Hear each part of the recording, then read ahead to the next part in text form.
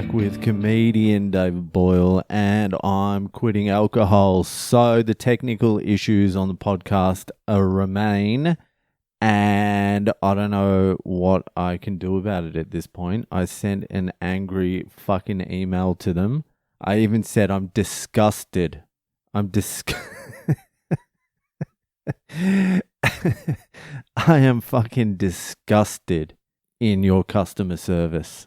I bet the AI bot is going to see that and just feel so bad. The AI bot is going to be suicidal after it hears my complaint. So, I don't know. I just got to continue waiting.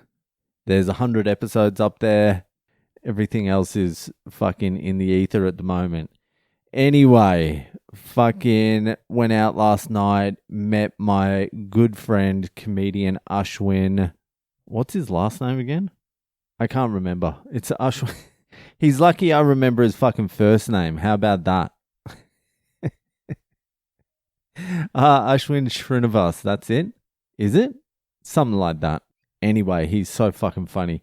He is what you would call a naturally very funny guy and also fucking absolutely obsessed with comedy. He obsesses over comedy to the detriment of every other aspect of his entire life, his entire existence. But he's a fucking funny cunt. He's Indian, obviously, and he just went on a tour of Europe. He did Edinburgh, he went to Germany, England, some other places I can't remember. But fuck, some of his stories. He's a strange cat in India. So when you unleash him in the wide world, he's even stranger, but he's such a fucking sweet dude. Anyway, hung out with him and we did a couple of gigs last night. A couple of fun gigs. There's actually quite a fucking good comedy venue. There's a couple now. Actual comedy clubs in Bangalore. Long gone are the days where we were doing it at Drunklings in this little fucking shit corner. And gone are the days I did the fucking gig in the tattoo studio in my socks. There's actually shit here now. I think there's 3 actual clubs here. And so there was a 10 o'clock show and a 12 o'clock show. And I haven't done a gig in God knows how long. It's a fair fucking while. So I was in the green room and we were all having a chat. And the host, this guy Kush, or the guy who runs it, he's like, I want to put you on first. I'm like, yeah, all right, whatever. I don't care. Put me on first. I didn't even think I was doing a gig tonight. I haven't prepared anything. Chuck me on first. He's like, sweet. He's like, how would you like to be brought up? Just Boyle or? I'm like, no, just say I'm Rahul or some shit like that. He's like, sweet. He's like, I want to see how the crowd reacts. And I'm like, great. And so I was like, all right, I'll open. I don't care. And then he's like, can you do 15 minutes up top because you got to warm the crowd up? I'm like, Jesus Christ. Just 15 minutes off the top of my head after having done a gig in fucking however long it's been, a long time, in India, where I haven't done a gig in an even longer time, unprepared, and I'm going on first, and you're going to call me up as fucking... He ended up calling me up as Pradeep. So I was like, all right, I'll do the 15 minutes. I'm like, I'll just stand up there anyway and do the time. He's like, oh, don't just stand up there. I'm like, yeah, that's not what I actually meant. I'm not just going to stand up there and stare out into the crowd. I mean, I'll just stand up there and talk shit and do whatever.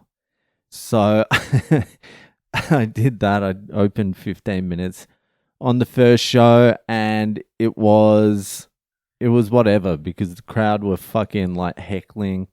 It was whatever. It was fine. It was fine. The crowd were heckling. I tried a couple of bits I do in Australia. I wanted to see if they worked in India because it was a young crowd. And I have a joke about young people because I'm an old cunt now, obviously. And it kind of worked, it kind of didn't. Some of it worked, some of it didn't. I had to add a lot more context to the joke. When you're overseas and a joke references something that the audience might know, you have to add a lot more context, a lot more explaining, riff a little bit, then get them on board. But it was fine. Like, my timing's a little bit off, but fuck, that'll take me like 3 gigs to get back.